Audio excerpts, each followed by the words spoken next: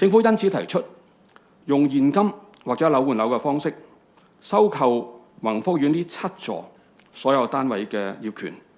我哋會向未補價嘅單位業主提供每平方尺，呢個係以實用面積計算嘅8000蚊一尺嘅收購價，而以補價嘅單位呢，我哋就每平方尺會提出係10500蚊嘅收購價。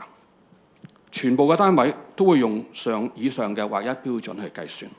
政府向7座總共1736個單位收購業權。如果全部收購成功嘅話呢，我哋估計總收購成本呢，大約係68億元。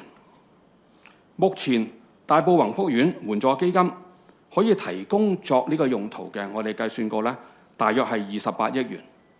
換句話講，公帑需要作適度嘅投入。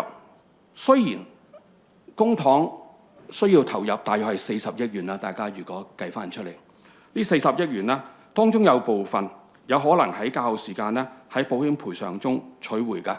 因為當政府成為業權人嘅時候呢，我哋亦都已經成為個單位嘅受保人啦。但係相關嘅事宜喺法律程序同處理時間上呢，仍然係有相當嘅複雜同不確定性。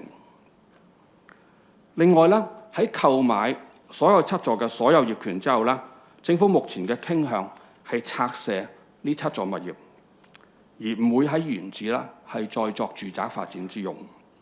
我哋嘅想法係原址可以做公園或者係大埔同埋新界東需要嘅社區設施之用。